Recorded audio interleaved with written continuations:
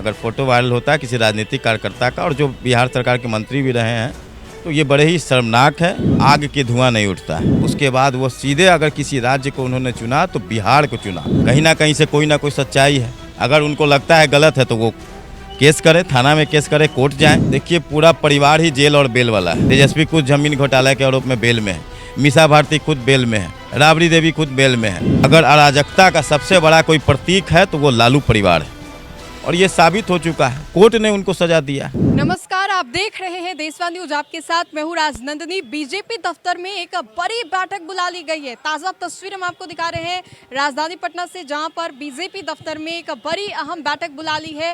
गाड़ी जो है वो लगी हुई है। लोगों के आने जाने का सिलसिला यहाँ पर लगातार जारी है। हमारे पीछे आप भीड़ देखिए कि जो कार्यकर्ता है वो काफ़ी ज़्यादा उत्साहित नजर आ रहे हैं। लोगों का हुजूम यहाँ पर आपको दिखाई दे रहा होगा। भीड़ यहाँ पर लोगों की काफी ज्यादा लग गई है। वैसे में हम आपको कुछ और तस्वीर भी दिखाते हैं। चूंकि प्रधानमंत्री नरेंद्र मोदी बिहार दौरे पर कुछ दिनों के बाद आने वाले हैं, 2 दिनों का इनका ये बिहार दौरा है, तो उससे पहले बीजेपी दफ्तर में ये बड़ी बैठक बुला ली गई है। तस्वीर हम आपको दिखा रहे हैं। बातचीत करने के लिए बीजेपी की ओर से प्रवक्ता है, बातचीत करने के लिए बड़ी बैठक बुला ली गई है बीजेपी की ओर से। क्या कहेंगे?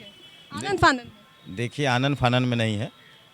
ये बड़े सौभाग्य की बात है कि प्रधानमंत्री जी का 2 दिवसीय दौरा पटना में होने जा रहा है। 29 तारीख को संध्या में एयरपोर्ट पे प्रधानमंत्री जी दिल्ली से आएंगे, पटना एयरपोर्ट का उद्घाटन करेंगे। लोगों के लिए बड़ी ही खुशी की बात है। बिहटा एयरपोर्ट का शिलान्यास करेंगे और फिर वहीं से शेखपुरा मोड़ होते हुए, बेली रोड होते हुए, इनकम टैक्स होते हुए वो एक रोड शो खुले जीप में प्रधानमंत्री जी उसमें नज़र आएंगे और लोगों का अभिवादन, लोगों का जो प्रेम है, जो अभी ऑपरेशन सिंदूर की सफलता है, उसके बाद वो सीधे अगर किसी राज्य को उन्होंने चुना तो बिहार को चुना।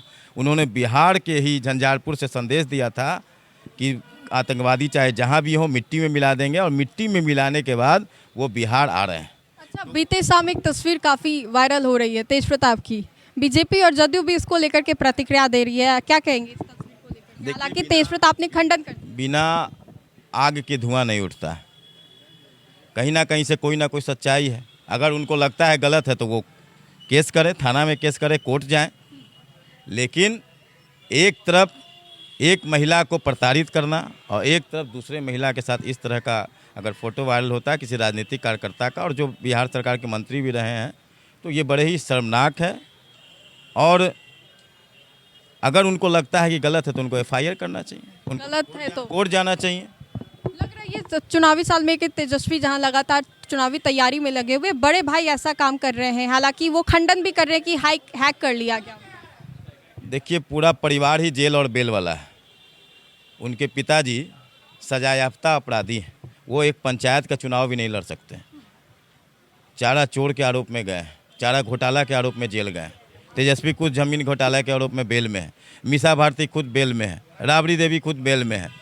तो पूरा परिवार जेल और बेल वाला है और ये लोग के मुंह से संविधान की बात शोभा नहीं देती है। ये लोग के मुंह से बिहार में अगर अराजकता का सबसे बड़ा कोई प्रतीक है तो वो लालू परिवार है और ये साबित हो चुका है। कोर्ट ने उनको सजा दिया है।